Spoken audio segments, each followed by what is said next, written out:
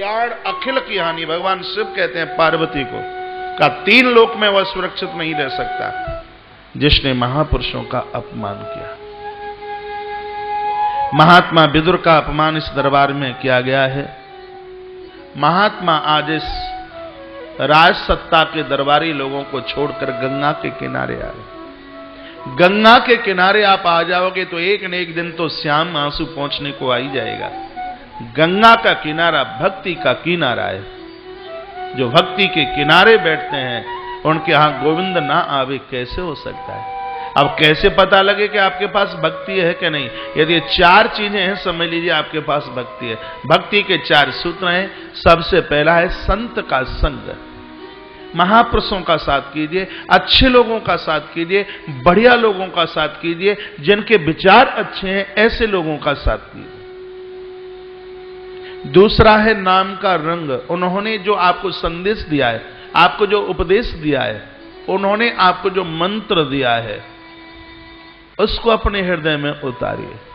लोग संतों को मानते हैं लेकिन संतों के विचारों को नहीं मानते। मां बाबूजी को मानते, उनके विचारों को नहीं मानते। उन्होंने जो कहा है उनके विचारों को स्वीकार कीजिए। तीसरा सूत्र है अच्छा संग और चौथा सूत्र है परमात्मा से मिलने की उमंग, तड़फन। जैसे पानी में डूबता हुआ व्यक्ति किनारा पकड़ने के लिए तड़पता है, उसी प्रकार से इस भव सागर में हम और आप उसी ढंग से पड़े हैं। परमात्मा के चरण ही एक किनारा है। उसको मिलने के लिए, उनको पकड़ने के लिए तड़पते रहिए। ये 4 सूत्र भक्ति के हैं। बोली गोविंद भगवान जय हो। तो गंगा का तट तो भक्ति का किनारा है। महात्मा विदुर गंगा के तट आ गए। इधर पांडव द्रुपद राजा के सभा में बैठे हैं। भगवान माधव कृष्ण बगल में थे। देखा कि युधिष्ठिर की आंख में आंसू हैं। पूछा केशव ने, बड़े भैया आप रोते क्यों हैं? कहा हे मधुसूदन, हमें ऐसे राज्य की जरूरत नहीं है कि हम अपनों के ऊपर हथियार उठाएं। क्या आपको नहीं पता है कि हम वह हैं जिन्होंने अपने पिता का मुख नहीं देखा? हम बिना पिता वाले, पिता का वात्सल्य हमें नहीं मिला, पिता की करुणा हमें मिली कहां है? जीवन भर ये मुख सूख गया किसी को पिता पिता कहने को। हमारी तो मुंह से आवाज ही नहीं निकली, हम किसको पिता कहें? हमने अपने पिताजी को नहीं देखा। लेकिन गोविंद, जब जब हम बाबा भीष्म की गोद में आकर के छिपे हैं तो उनके वात्सल्य के साबुन ने ऐसी वात्सल्यता की उन्होंने वर्षा की है, हम भूल गए। हमें इस बात का ध्यान ही नहीं रहा कि हम वह अनाथ हैं जिनके ऊपर साया पिता का नहीं है। वो वात्सल्य हमें बाबा भीष्म से मिला। आपके चरणों में यह मेरी प्रार्थना है। युधिष्ठिर कहते हैं कि कुछ भी आप कीजिए, इसे युद्ध को रोक लगवा दीजिए। मैं युद्ध के पक्ष में नहीं हूं। मेरी आंख में आंसू इसलिए हैं क्योंकि मेरे भाइयों को युद्ध चाहिए। हर क्षण हर पल यह अर्जुन अपने बाणों को घिसता रहता है। भीम गदा लेकर के फुंकार भरता रहता है। नकुल और सहदेव भी अपनी तलवार को तैयार करने में लगे हैं। एक टुकड़ों के लिए, चिथड़ों के लिए हम अपनों को मार डाल दें। आप यह बताइए क्या दुर्योधन मेरा भाई नहीं है? आप यह बताइए क्या गांधारी मेरी बड़ी माता नहीं है? दुर्योधन को मार करके क्या गांधारी माता से हम आशीर्वाद लेने के अधिकारी होंगे? आप बताइए। आपसे प्रार्थना है, एक बार आप हस्तिनापुर चले जाइए और कैसे भी इस युद्ध को रोकिए। युधिष्ठिर तो परम संतोषी है और भगवान भी दूत उसके बनते हैं जिसके जीवन में संतोष है। पैसा खूब कमाइए लेकिन संतोष को तिलांजलि मत देना। जब तक जीवन में संतोष नहीं होगा तब तक स्वप्न में भी सुख का अनुभव नहीं हो सकता। बिनु संतोषन कामन साई, काम अक्षत सुख सपने उनाई। संतोष के बिना कामनाएं समाप्त नहीं होती, और जब तक कामनाएं रहती हैं तब तक व्यक्ति सुख की नींद नहीं सो सकता। आप संतोष की परिभाषा क्या जानते हैं? क्या पता आपको किसे संतोष कहते हैं? आप दुकान पर न जाएं ये संतोष है? नहीं। आप काम धाम करना यह संतोष है? नहीं। आप अकर्मण्य बन जाओगे, आप आलसी बन जाओगे, आप प्रमादी बन जाओगे। जब तक आप करने लायक हैं आप करते रहिए। संतोष की परिभाषा यह है, सुबह से लेकर शाम तक आपने 1000 रुपया कमाया, शाम को शटर नीचे डालते हो तो परमात्मा को कहिए, भगवान मैंने मेहनत तो 600 रुपए की थी, 400 रुपया आपने मुझे मेरी जरूरत से ज्यादा दिया है, मुझे एक्स्ट्रा दिया है।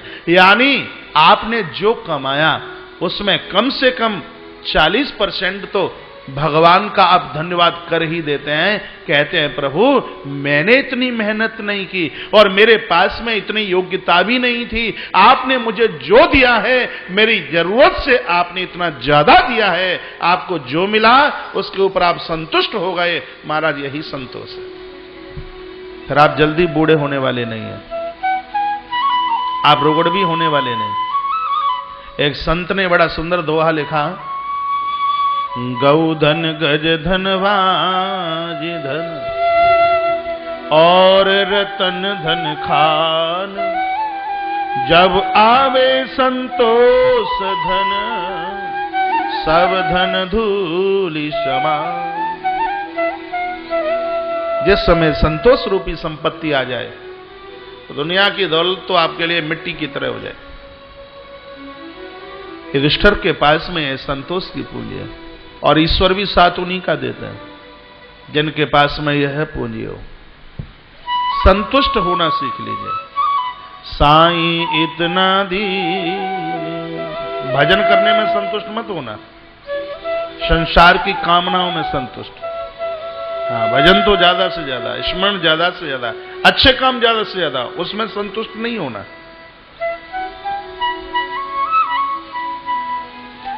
साईं इतना दीजिए जामे कुटुम समाय, मैं भी भूखा ना रहूं साधुन भूखा जाए। बंधुओं मैंने ऐसे ऐसे अमीर लोगों को देखा, क्या बताऊं, जिन्हें यह नहीं पता कि हमारे पास दौलत कितनी है। एक बार मैं किसी फैक्ट्री में गया, उस फैक्ट्री में पेन बनता था, कलम, नाम तो नहीं लूंगा, जगत प्रसिद्ध है वो पेन कलम। उसके मालिक अग्रवाल परिवार से हैं। मैंने पूछा, लाला जी आप यह बताइए कि आपको पता है आपके पास दौलत कितनी है?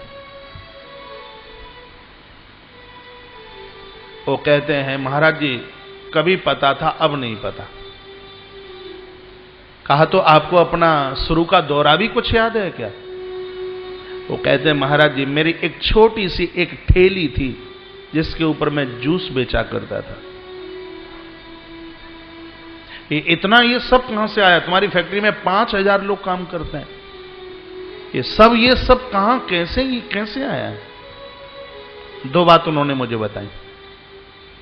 कहा महाराज जी शाम को जब मैं जाता तो जितना मेरे पास पैसा आता सुबह से शाम तक उसका दशांश मैं निकालता और उससे मैं गुड़ खरीदता। डेली का यह मेरा काम था। और वह गुड़ में खरीदता, मैं किराए की जगह रहता, रास्ते में मुझे जितनी गाय मिलती वह गुड़ में गाय को खिलाता। यह मेरा नित्य का नियम। और श्रीमद् भागवत के 4 श्लोक, जिसको चतुश्लोकी भागवत कहते हैं, इसका मैंने रोज स्वाध्याय किया। और जब उन्होंने वो श्लोक सुनाए हैं, क्या बताऊं, कमाल कर दिया। संस्कृत का विद्वान आचार्य न सुना पाए इतना बढ़िया। का मुझे यह लगता है मुझे जो कुछ मिला है वह मेरी गौ माता और मेरे भगवान ने मुझे दिया है, मुझे तो यही लगता है। सुनकर के तबीयत खुश हो गई है, खुश। और हम कहते हैं आपको जो मिला है किसी के आशीर्वाद से, किसी की कृपा से मिला है, इसको भुला मत दीजिए।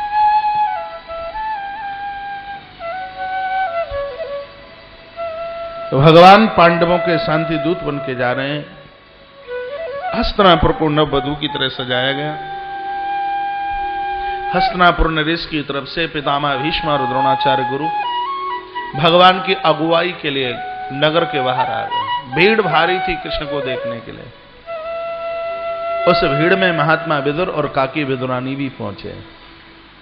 विदुर ने कहा, सुन रही हो, कृष्ण आ रहे हैं। विदुरानी ने कहा, पता है, मेरे लिए आ रहे हैं। विदुर जी ने कहा, नहीं, मेरे लिए आ रहे हैं। इतने में भगवान का रथ आकर के रुका। भीड़ बहुत भारी थी।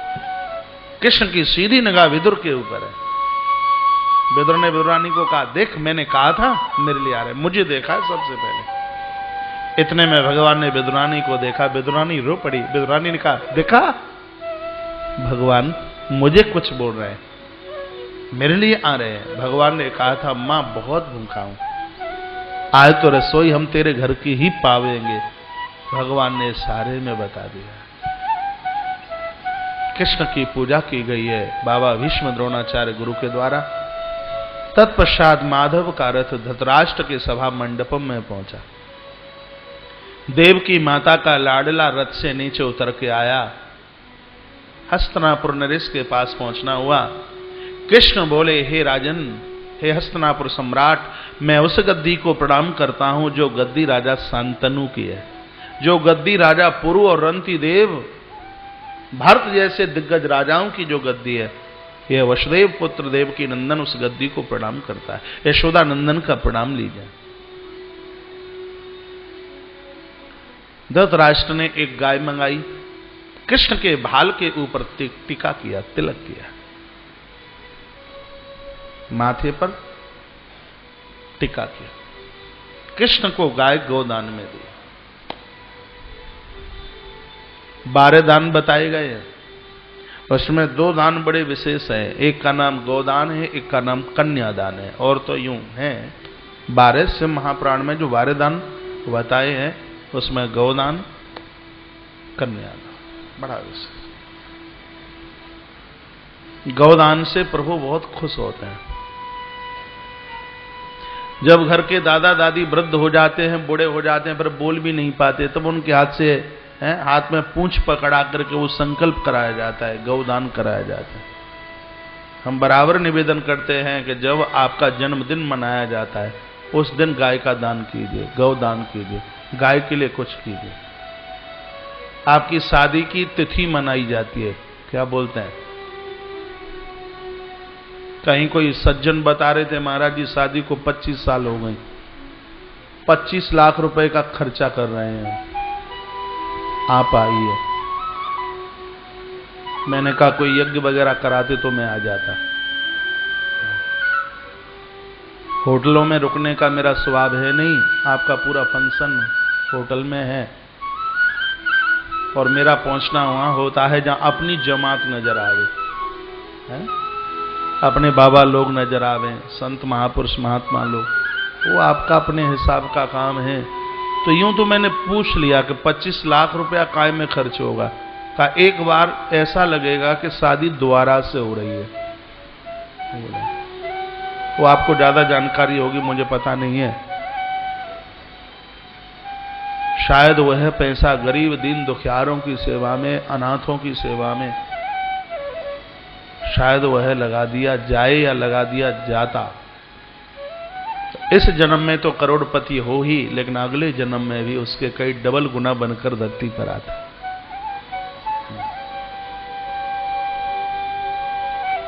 आपके बच्चों का जन्मदिन होता है, घर में कोई फंक्शन होता है, कोई उत्सव होता है, भले आप 1 टका निकालें, कुछ निकालिए गौ माता के। आपके सिल्लीगुड़ी में भी होगी कहीं गौ माता, गौशाला होगी। गाय का आप दर्शन किया करें। आज मैं 2 मंदिर गया, एक खाटू श्याम मंदिर और दूसरा राधा माधव सुंदर मंदिर, इस्कॉन का। नाम कितना बढ़िया है, राधा माधव सुंदर मंदिर। आप पता नहीं कितनी बार गए होंगे, आपने ऊपर बोर्ड पढ़ा है कि नहीं। मैंने तो पढ़ा उसे, राधा माधव सुंदर मंदिर। भगवान बड़े प्यारे लग रहे। जब मैं उधर से लौट रहा था वापस, वही एक सज्जन भाई, सड़क पर गाय खड़ी हुई थी, पीत रंग की, पीले रंग की, सुनहरी जैसा उनका रंग था, 2 बच्चियां थी। मन तो कर रहा था कि उतर के मैं प्रणाम कर लूं, तब तक पुलिस की गाड़ी आगे निकल गई थी। तो भैया कितनी उदार मन से, कितने मन से उस गायों को कुछ खिला रहे थे, बता नहीं सकते। ऐसे लोगों के पास किसी चीज की कमी आ सकती है? अपने लिए जीना, सिर्फ परिवार के लिए जीना, ये क्या कोई जिंदगी है? जिसका जीवन परमार्थ में है, उसके अंतिम संस्कार के लिए एक न एक दिन परमात्मा आता है, भले ही भगवान कौन से ही रूप में क्यों ना चल के आए। भगवान दशरथ के घर में हुए हैं पैदा राम, लेकिन दशरथ की अर्थी में राम जी ने अग्नि संस्कार नहीं किया, क्योंकि महाराज दशरथ की आंख में आंसू अपनी औलाद परिवार के लिए थे। राम जी कहते हैं, जो जटायु की तरह है, एक दूसरे के लिए, एक बिलखती अबला के लिए अपने प्राणों की कुर्बानी दे देता है, राम उस जटायु की अर्थी में अग्नि दहन करता है, अग्नि का संस्कार करता है। घर में 4, 6, 10 बेटे हों, यदि जीवन स्वार्थ के लिए जिया है तो 4 में से 1 भी नहीं होगा मरते समय। यदि जीवन परमार्थ के साथ निकाला है तो दुनिया की संतान तो नहीं आएगी, लेकिन भगवान ही आपका कुछ न कुछ बनकर हमारी आपकी अर्थी में अग्निदहन कर देगा। अग्नि संस्कार सूरदास की अर्थी में स्वयं भगवान ने अग्निदहन किया। मीरा को लेने के लिए स्वयं प्रभु पधारे। मीरा ने तो शरीर ही नहीं छोड़ा, चैतन्य महाप्रभु ने शरीर नहीं छोड़ा, जगन्नाथ भगवान में ही विलीन हो गए। ऐसी जिंदगी जी लीजिए,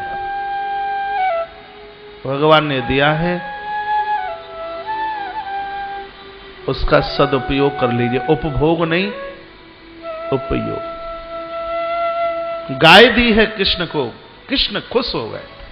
धृतराष्ट्र ने गाय दी, माधव प्रसन्न हो गए, का बहुत आदर करता हूं, आपने गाय दी है। गाय मुझे बहुत भाती है, बहुत प्यारी लगती है। लेकिन विनम्रता के साथ एक बात कहना चाहूं, कृष्ण बोले हैं, कहा आधा राज्य आप पांडवों को दे दो। धृतराष्ट्र तो बड़ा बेईमान है, यहां तक कि भगवान यहां तक बोले कि सिर्फ तुम 5 गांव दे दो 5 भाइयों के लिए। दुनिया के इतिहास में धृतराष्ट्र जैसा बेईमान नहीं हुआ। हाँ, बेईमान शब्द को एक शकल दे दी जाए तो उसका नाम धृतराष्ट्र होगा। जीवन ऐसा ना जिए, बांट करके खाए। आप आगे सुनोगे, सुदामा यदि कृष्ण के हिस्से के 40 चने नहीं चुराते तो 40 साल तक दरिद्रता का स्वागत नहीं करना पड़ता। ये पैसा किसी का माई बाप नहीं हुआ, आज है कल नहीं रहेगा, बांट के खाइए। अकेले हजम गोलमोल न करें। आपने कमाया, इसके ऊपर बहुतों का अधिकार, बहन का अधिकार है, भांजी का अधिकार है, प्रकृति का अधिकार है, ऋषियों का अधिकार है, देवों का अधिकार है इसके ऊपर। हिंदुस्तान की संस्कृति है। यहां तो रिक्शे वाला भी, भैया दूज आती है ना, रक्षाबंधन का त्योहार आता है, कम कम बचा करके रखता है, कहता है कि बहन भाल पर टीका करेगी, उसको कुछ देने को चाहिए। खुद जाता है बाजार और बड़े प्रेम से बहन को साड़ी खरीद के लाता है। मेरे तो देश का संस्कार ही यह है। दुर्योधन आया, दुर्योधन ने कहा, ये कालिए, इनको तो बोलने की भी तमीज अकल नहीं है। यह राज्य भीख मांगने पर नहीं मिलता, युद्ध करने पर मिलता है। तुम 5 गांव मांगते हो, बिना युद्ध के सुई की नोक के बराबर में राज्य नहीं दे सकता। कृष्ण मुंह नहीं लगे। ये खोटे लोगों के मुंह लगना क्या है? कभी नौकरों के मुंह न लगना, उनके पास कम बैठना, मुंह न लगना। जो दिमाग के हल्के हैं उनको मुंह न लगना। जिनके अंदर श्रद्धा नहीं है उनके मुंह न लगना। हाँ, बेटा आपकी बात नहीं मानता है तो पिता उसके मुंह न लगे, ठीक है। बहू भी आपकी बात नहीं, इधर देखिए, बहू भी आपकी बात नहीं मानती है तो सासू उसके मुंह न लगे, नहीं तो कदर की चद्दर और उतार के नीचे रख दी जाएगी, मुंह न लगे फिर, ठीक है। ना माने ना माने, मुंह ना लगे। भगवान ने दुर्योधन को कुछ बोला नहीं, चले। द्रोणाचार्य ने कहा भोजन कर लेते, कहा नहीं। दुर्योधन ने आग्रह किया, नहीं। भगवान चले हैं कहां? जो गंगा के तट पर इंतजार, यह दाम्पत्य विदुर और विदुरानी प्रभु का इंतजार, प्रतीक्षा में तो भगवान है। कृष्ण ने जाकर के कुंदी खटखटा दी, कहा माता सुलभा मैं आया। मां दौड़ करके आई है, आकर के कपाट खोल दिया। कृष्ण ने अपना पीतांबर डाल दिया है। भक्ति के किनारे रहोगे तो कृष्ण का पीतांबर तो एक न एक दिन आपकी देह पर आ ही जाएगा। उंगली पकड़ करके लेकर के चली है, आज इतनी पगली हो गई। पगली का अर्थ यह नहीं होता कि कपड़ा फाड़ने लगी हो, पागल का अर्थ है, मैंने कुरान में पढ़ा, पामा ने पा लिया, गलमा ने खुदा को।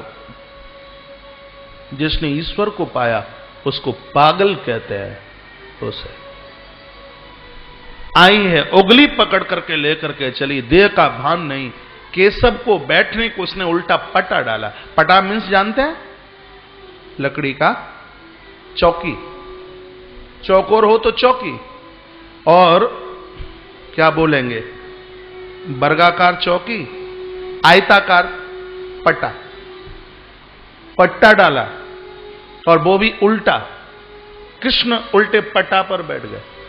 हम किसी के घर जाएं, कोई उल्टी चारपाई डाल दे, उल्टी कुर्सी डाल दे, कैसा लगेगा? मैं किसी के घर आऊं तो डालना मत। हाँ। लेकिन माधव उल्टे पट्टे पर बैठे, एक भी बार यह नहीं कहा मां पहली बार आया और उल्टा पट्टा डाला बैठने को। कृष्ण बैठे। सुलभा विदुरानी का दूसरा नाम सुलभा। विदुरानी तो इसलिए कह देते हैं क्योंकि विदुर की पत्नी है। जैसे कोई टीचर मास्टर की पत्नी को मास्टरनी बोल ही देते हैं, डॉक्टर की पत्नी को डॉक्टरनी बोल ही देते हैं, भले ही ना पता वो इंजेक्शन कैसे लगे, लेकिन माताओं को तो फ्री फंड में डिग्री मिल ही जाती है। डॉक्टर की पत्नी डॉक्टरनी, मास्टर की पत्नी मास्टरनी। उसी प्रकार से विदुर की पत्नी विदुरानी, नाम सुलभा है। रो पड़ी, कहा माधव कितने लंबे समय से याद कर रही थी, आप नहीं आए। आज मेरे घर में कुछ खिलाने को नहीं आप पधारे।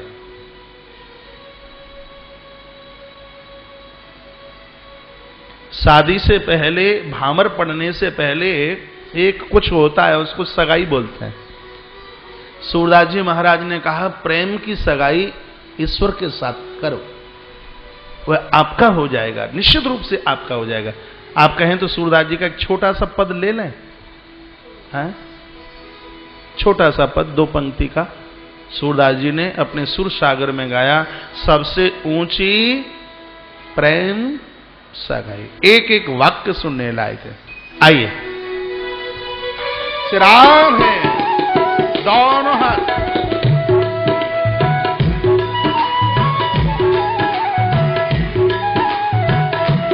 सबसे ऊंची प्रेम सगाई, सबसे ऊंची प्रेम सगाई, सबसे ऊंची प्रेम सगाई, सबसे ऊंची प्रेम सगाई।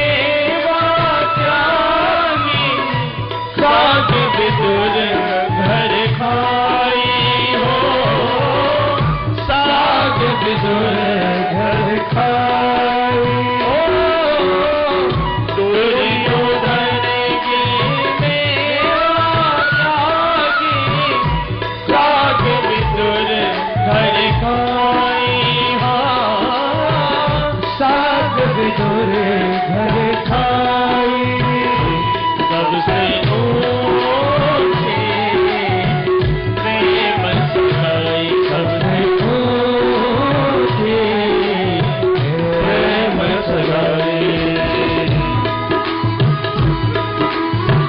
हर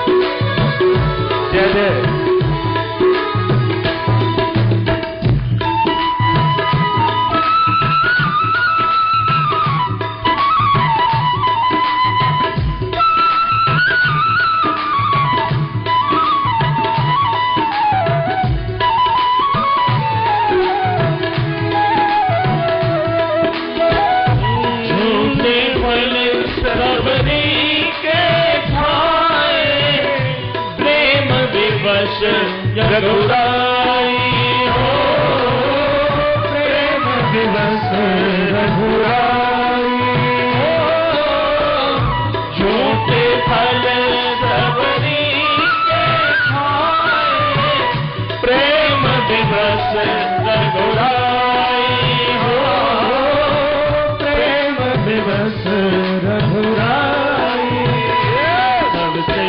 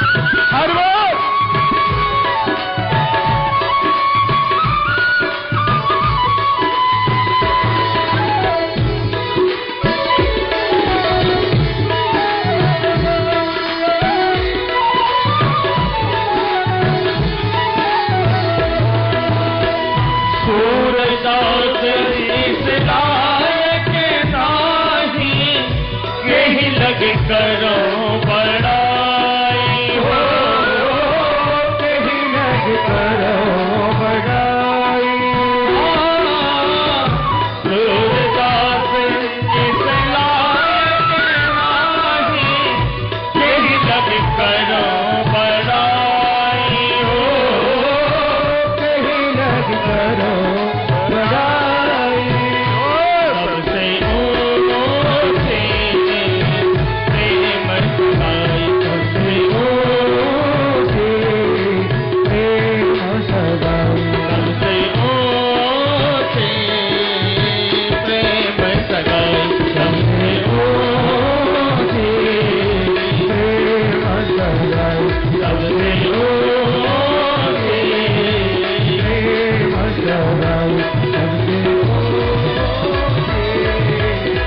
मेरे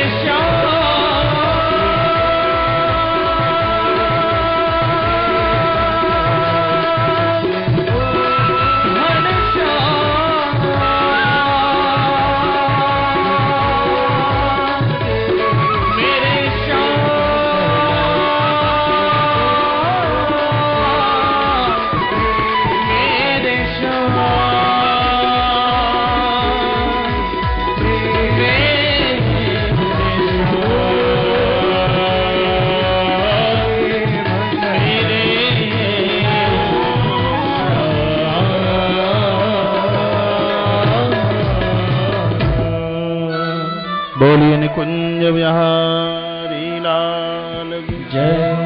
जय जय श्री राधे, जय जय श्री राधे, जय जय श्री राधे। माता विदुरानी ने भगवान को छिलके खिलाए। गिद्धि भाव धरती पर छिलका गोविंद के हाथ में, और भगवान ने छिलकों का भोग लगाया। एक भी बार यह नहीं कहा माता ये छिलका भी कोई खाने की चीज है क्या। सोचा कि 56 भोग हमने आरोग्य हैं तो छिलका कौन खाएगा। बात वस्तु की नहीं है, बात प्रेम की है। आपके दरवाजे पर कोई आया, आपने 10 सब्जी बनाई है, वैल्यू इसकी नहीं है। महानता इसकी है कि सामने वाले को आप खिला रहे हैं तो उसमें स्नेह कितना है, उसमें प्रेम कितना है। 56 भोग तो दुर्योधन ने बनाए, टुकरा के आ गए, लेकिन विदुरानी के छिलके, सबरी के वेर और माता विदुरानी के छिलकों को भगवान भूल नहीं पाए। हम राम कथा में सुनाते हैं, जब राम जी वनवास करके पूरा आए हैं, अयोध्या में माता कौशल्या ने भोजन बनाया, बड़ी रसोई बनाई, राम को सामने परोसी। प्रभु राम उठाते हैं रख देते हैं, फिर उठाते हैं रख देते हैं। कौशल्या माता ने पूछा, बेटा रामू इतने प्रेम से बनाया, तुम भोजन क्यों नहीं करते। राम जी रो पड़े, कहा मां मैं तेरी 56 रसोई में माता सबरी के बेरों को खोज रहा हूं, वह मुझे मिलते नहीं है। राम तो जीवन पर्यंत मां सबरी के बेर, कन्हैया जीवन पर्यंत माता विदुरानी के छिलकों को नहीं बुला पाया। ये तो बात प्रेम की है, भाव की बात है। अपने भाव को सदैव भक्ति के साथ जोड़ करके रखना। आपने देखा है, कभी कथा सुन लेते हैं, संत लोग मिलते हैं तो कुछ दिनों के लिए हम बड़ी भक्ति करते हैं, 4 बजे नहा लेंगे, जग जाएंगे जल्दी, माला लेके सटका लेंगे, मंदिर भी चले जाएंगे, लेकिन कितने दिनों तक, 4 दिन, 10 दिन, 15 दिन, उसके बाद सत्संग का, संत महापुरुषों का ऊपर जो रंग चढ़ा हुआ था वो उतर जाता है। ऐसा क्यों होता है? ऐसा इसलिए होता है, जब तक आप अपने भाव को भक्ति से नहीं जोड़ोगे तो वह भावना लंबे समय तक टिकने वाली नहीं है। अपने भाव, अपनी श्रद्धा को भक्ति से जोड़िए। कुंभक रामायण में 2 पहलू ऐसे हैं, एक के पास भाव है, भक्ति नहीं है, एक के पास भाव और भक्ति दोनों चीज है। कुंभकर्ण को जगाया दशानन ने। कुंभकर्ण ने पूछा क्यों जगाया, कहा ऐसा ऐसा हुआ, बड़ा उपदेश दिया है कुंभकर्ण ने, तुम्हें ऐसा नहीं करना चाहिए था, तुमने जगत जननी माता का हरण कर लिया। लेकिन कुछ देर के बाद में जब उसको खूब घड़े के घड़े शराब पिलाए, मांस खिलाया, ये निशाचर, ये राक्षस कोई जाति बिरादरी नहीं है। जिसका खान पान ठीक नहीं है, विचार बढ़िया नहीं, दृष्टि बढ़िया नहीं, उसी को तो निशाचर कहते हैं। हमारे ग्रंथों ने शाकाहारी के ऊपर बड़ा जोर दिया है। आज भैया भोलानाथ जी के ड्राइवर से मेरी बहुत देर तक रास्ते में बात हुई। मैं वो पूछ रहा था भाई को, यहां कितना लोग शाकाहारी है? तो यह तो नहीं बताया कितना शाकाहारी है, लेकिन उसका अपोजिट कितना है वो बताया। मैंने कहा आप क्या हैं? बोलते हैं सेठ जी के यहां रहता हूं तब तक शाकाहारी, और घर पहुंच जाता हूं तो गड़बड़ हो जाता है।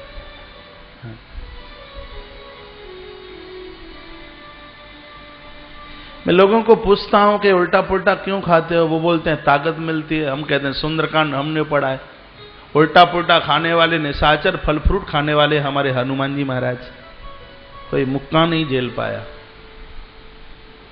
शाकाहारी आहार तो शुद्ध हो। आहार ही बढ़िया नहीं है तो विचार बढ़िया कहां से? हम जीव हत्या करके अपना पेट बढ़ाना चाह रहे हैं, यह तो ठीक नहीं। लोग कहेंगे सब दुनिया आप जैसी हो जाएगी तो फिर जगत का क्या होगा? हम कहते हैं पूरी दुनिया जब तुम्हारी जैसी हो जाएगी तो फिर जगत का क्या होगा? हिंसा तो हिंसा ही। बोरीबाल कृष्ण लाल की जय हो, कृष्ण कन्हैया लाल की जय जय जय श्री राधे, जय जय श्री राधे, जय जय श्री राधे श्याम।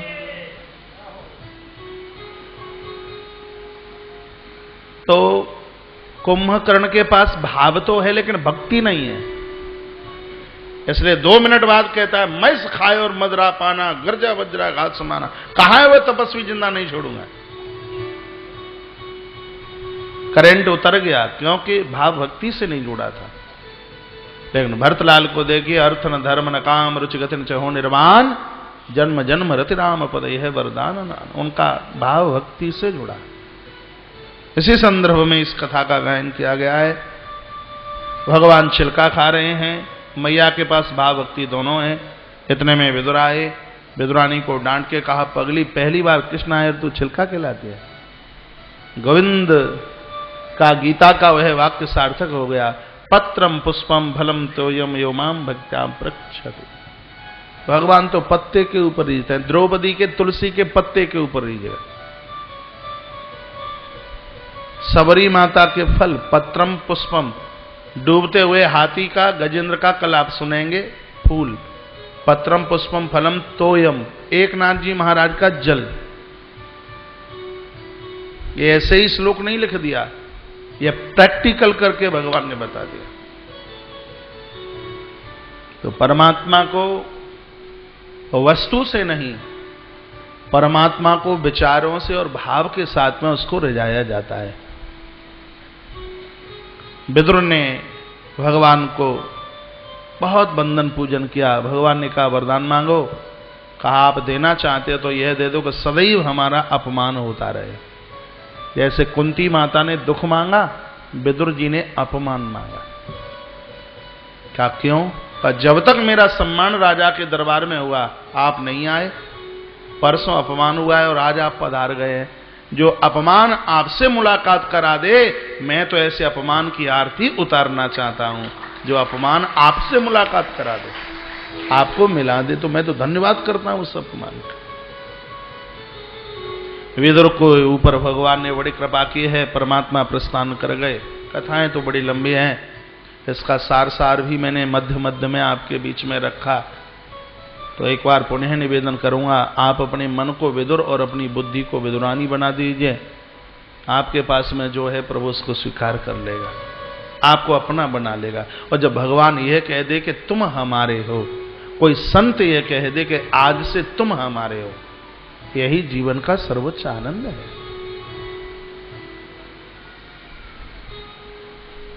मुझे आज भी अपना वो समय याद आता है जिस समय मैंने अपने महाराज जी से दीक्षा ली है, तो सिर के ऊपर हाथ रख के तो क्या बोलते हैं, बेटा आज से तू मेरा है। उस खुशी को जाहिर नहीं कर सकते। बेटा आज से तू मेरा है। भगवान ने भी यही तो कह दिया। विदुर बहुत रोए। विदुर से विदाई लेते हुए ठाकुर चले गए। महात्मा विदुर ने उसी समय हस्तिनापुर छोड़ दिया। पहले हरिद्वार पहुंचे, उसके बाद श्री वृंदावन पहुंचना हुआ। उद्धव से मुलाकात हुई। उद्धव रो रहे थे, लंबा समय हो गया था, भगवान प्रस्थान कर गए। उद्धव ने कहा, विदुर को बड़भागी हो तुम, प्रभु ने तुम्हारे लिए भागवत धर्म का वर्णन किया। मैत्रेय मुनि के पास जाइए, महात्मा मैत्रेय के पास आना हुआ है। महात्मा मैत्रेय से मुलाकात हुई, वंदन प्रणाम किया गया। प्रणाम करने में बड़ा आनंद आता है। आप सुन नहीं रहे, मुझे ऐसा लग रहा है। प्रणाम करने में, झुकने में बड़ा आनंद आता है।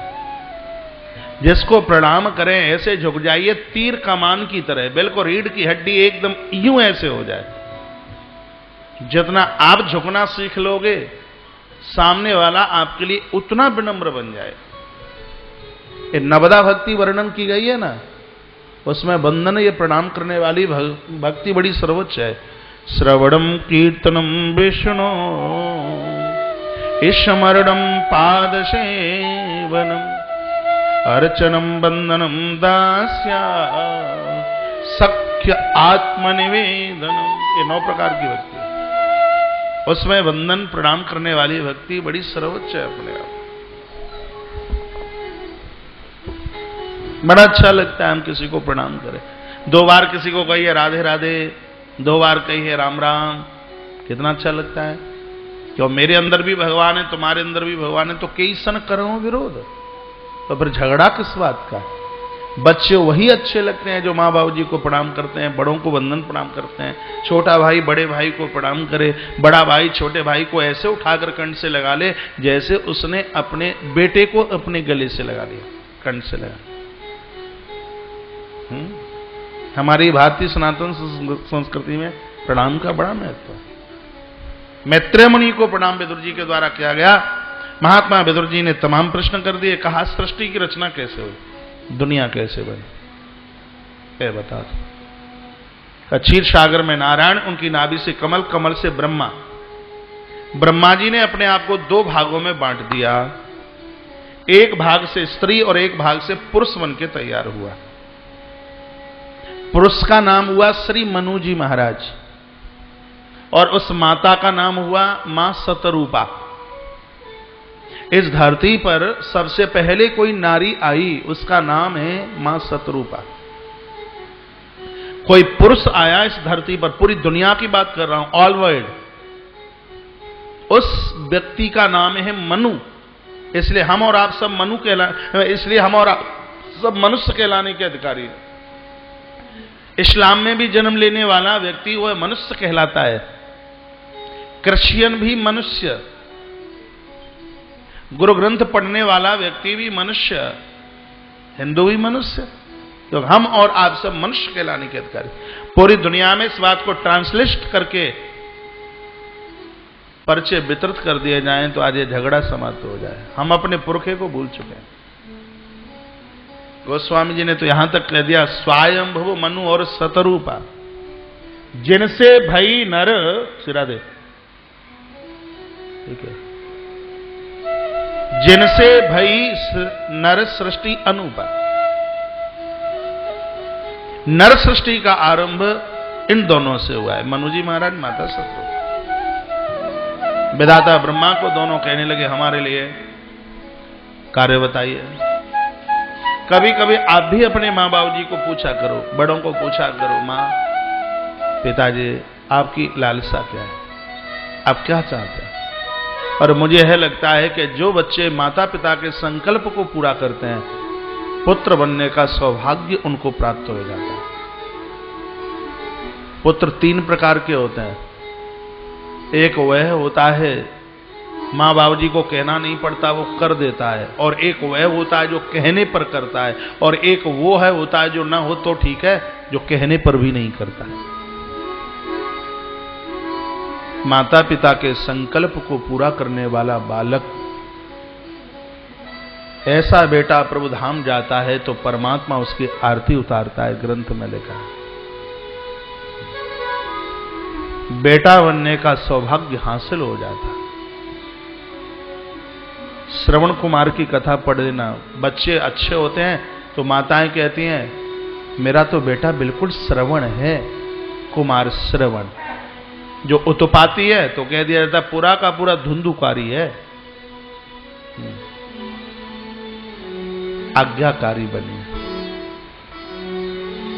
ये पुरुष लोग जितने अपनी पत्नियों के आज्ञाकारी बन जाते हैं, बाद में विवाह के बाद ये अपनी माताओं के आज्ञाकारी उतने नहीं रह पाते।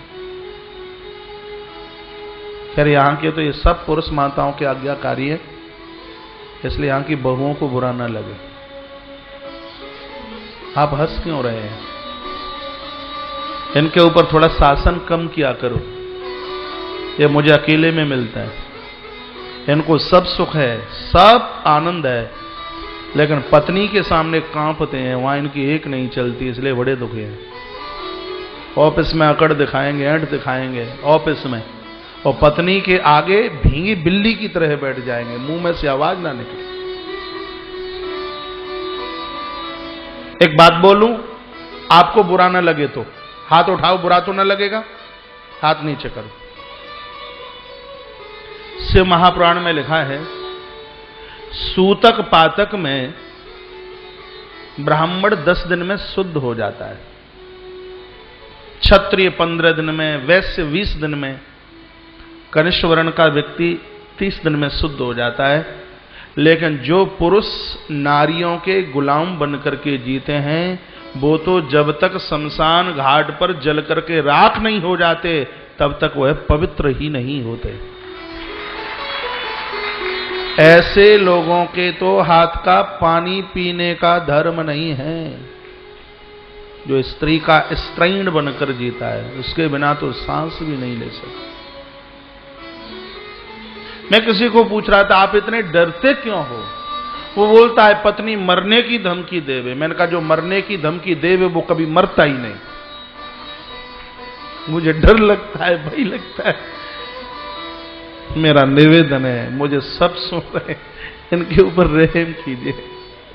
हाँ, इनको कहिए मां बाबूजी की सेवा करो, अच्छा इसी में लगता। कभी कभी मैं बहनों को बोलता हूं यदि तुम्हारा पति तुम्हारे सास ससुर की सेवा नहीं करता तो तुम्हारी भी भाभी तुम्हारी मां की सेवा ना करे तो तुम्हें कैसा लगेगा? विचार करना एक बार अकेले में बैठकर। बुरा तो नहीं लग रहा? आज खट्टा लग रहा होगा तो जब आप सासू बनेंगी तब मीठा लगेगा।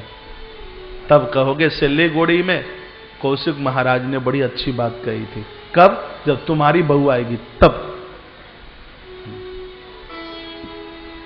हर बहू अपने सासू ससुर की ऋणी है। वो इसलिए क्योंकि तुम्हारी सासू ने तुम्हारे पति को पहले तो 9 महीने पेट में रखा, फिर 20 साल पाल करके बड़ा करके तुम्हारी झोली में डाल दिया। उसके ऋण से उऋण कैसे हो सकते हैं? बहुएं कह रही होंगी कि डोकरियों के ही पक्ष में हो कि हमारे भी पक्ष में होगे। डोकरी जानते हैं? हमारे वृंदावन में मुंह में ना रहे दांत और पेट में ना रहे आंत।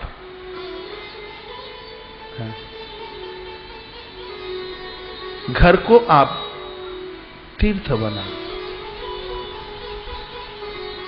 एक बहुत सुंदर सूत्र दे रहा हूं, आपको अच्छा लगे तो स्वीकार करना।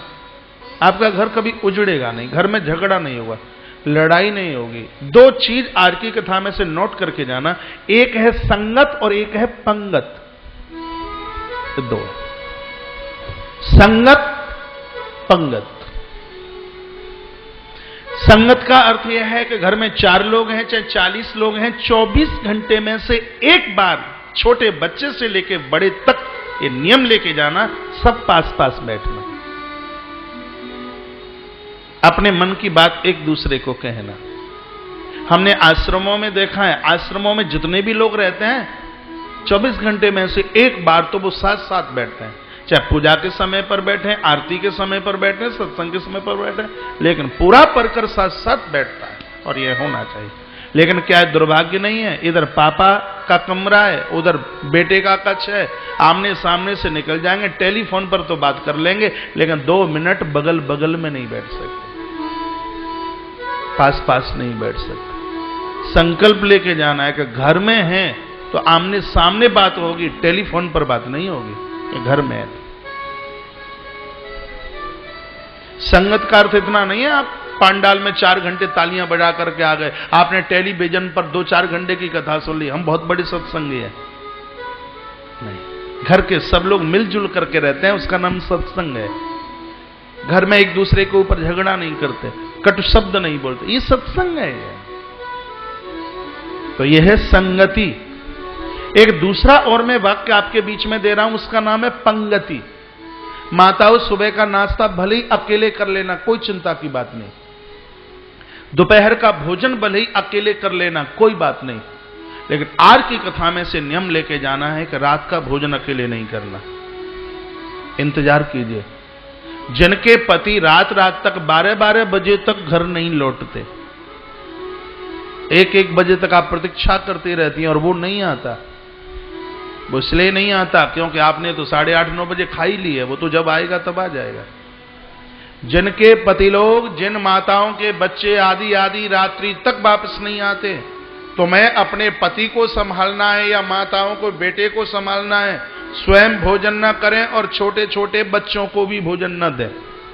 जो तुम्हारा पति रात को, जो तुम्हारा बेटा आधी रात को 12 बजे आता है, दूसरे दिन वह 11 बजे आएगा, अपने मित्रों से कहेगा मैं उल्टा पुल्टा नहीं खाऊंगा, मेरी मां, मेरी पत्नी, मेरा छोटा बच्चा मेरी प्रतीक्षा में है। अगले दिन वह 10 बजे आएगा और एक दिन वह होगा कि वह 8 और 9 के बीच में तुम्हारे घर में प्रवेश करेगा, तुम्हारा परिवार उजड़ने से बच जाएगा।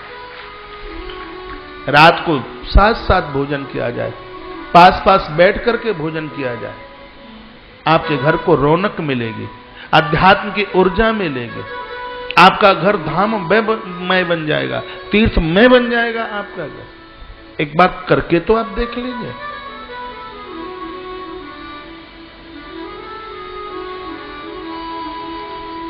बोली बांके बिहारी लाल की जय हो, कृष्ण कन्हैया लाल की जय हो, जय जय श्री जय राधे, जय श्री जय राधे, जय। श्री राधेश्याम। वहीं लौट के आइए। मनु जी महाराज मां शत्रुपा का प्रसंग चल रहा है। इन्होंने विधाता ब्रह्मा को कहा हमारे लिए काम बताइए। कथा आपके लिए, आप भी मां बाबू जी को पूछा करें हमारे लिए काम बताइए, सेवा बताइए, क्या संकल्प है आपका, उसे हम पूरा करें।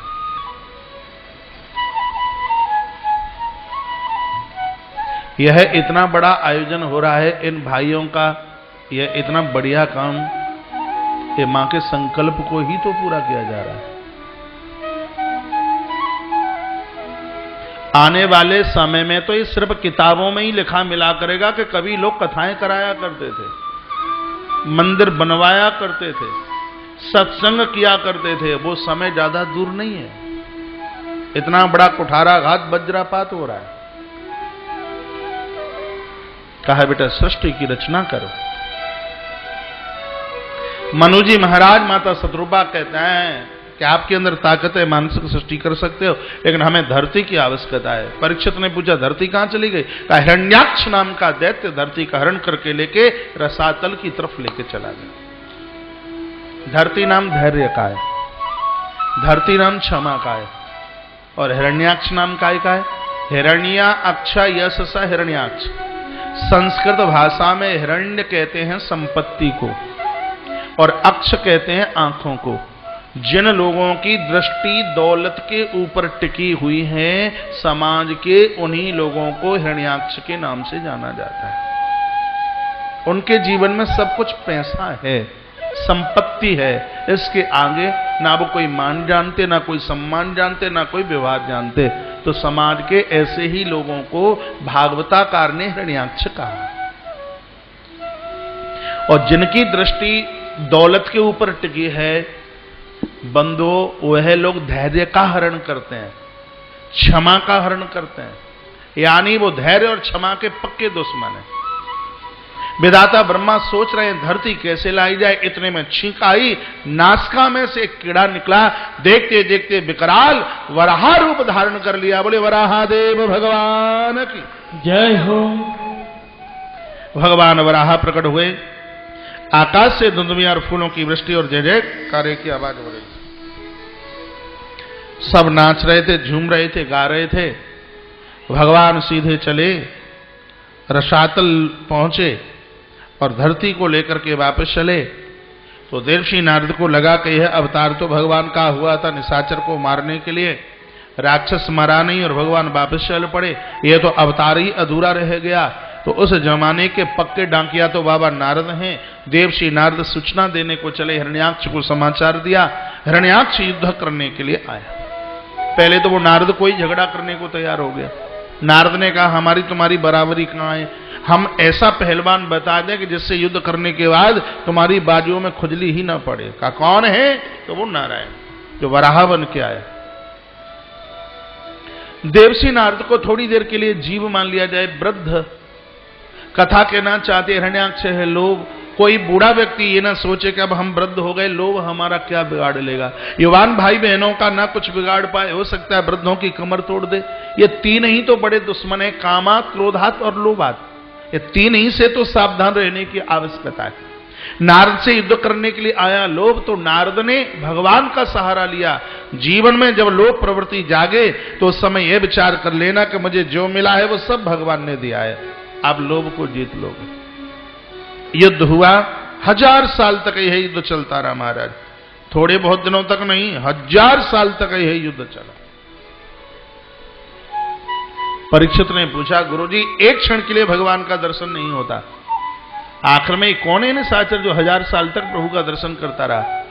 का कोई और नहीं, भगवान के दो पार्षद जय और विजय, यही धरती पर निशाचर बन गए। का कैसे? एक बार सनक सनंदन सनातन सनत कुमार प्रभु दर्शन करने के लिए गए तो ठाकुर जी के दोनों दूत जय और विजय, इन दोनों ने महात्माओं को रोक दिया। कहा हमारा ही दर्शन कर लो, हम क्या ईश्वर से कोई कम है? बंधुओं, जगत आपको भगवान समझे बहुत अच्छी बात है, लेकिन जिस समय यह व्यक्ति स्वयं में ईश्वर बनने की कोशिश करेगा तो उसको ऊपर से नीचे पटक लगने में, गिरने में देर नहीं लगेगी। संतों ने श्राप दे दिया कि शीघ्र ही निशाचर बन जाओ। लाख काम बिगड़े, बिगड़ जाने देना। कोई कथा सुनने को जा रहा है, रोकना मत। कोई तीर्थ यात्रा के लिए जा रहा है, रोकना मत। कोई गुरु महात्माओं से मिलने के लिए जा रहा है, रोकना मत। निशाचर वृत्ति धारण करनी पड़ेगी। यहां ऐसा ही हुआ, श्राप मिला। जाके नारायण को बात की, नारायण ने कहा बहुत अच्छा किया। जय और विजय क्षमा मांगने लगे। कहा गुरुजी गलती हो गई, माफ कर दो। गुरुजी ने कहा निशाचर बनना पड़ेगा, इतना वरदान दिए देते हैं, जब जब धरती पर तुम राक्षस बनोगे तो तुम्हें लेने के लिए स्वयं भगवान पहुंचेंगे। यह हमारा वरदान। परीक्षित वही दोनों के दोनों जय और विजय दिति के गर्भ से आकर के प्रकट होता है। दिति कश्यप की पत्नी है। दितिर्दाक्षायणी छत्तनुमारीचम कश्यपम पतिम, कश्यप की पत्नी है। अपत्या कामाचकमी संध्यायाम रक्ष्यार्दिता। पूछा, एक संत के घर में निशाचरी वृत्ति औलाद चल के आई। कभी कभी ऐसा होता है, माँ बाबू जी बहुत अच्छे होते हैं और उनके घर में संतान लायक नहीं होती। इसमें बच्चों की कमी कम है, माता पिता की कमी ज्यादा है। यदि बच्चे ढंग के पैदा नहीं हुए, संस्कारित बच्चे पैदा नहीं हुए, कभी कभी तो लोगों को लगता है कि मेरे घर में 4 बेटे हैं, मैं बड़ा पुत्रवान हूं, मैं बहुत बड़ा, मेरे घर में बेटे हैं। अरे भाई बहनों, बेटे तो उनको भी हो जाते हैं जिनको ढंग से बात करना भी नहीं आता, जिनको खाना भी नहीं आता,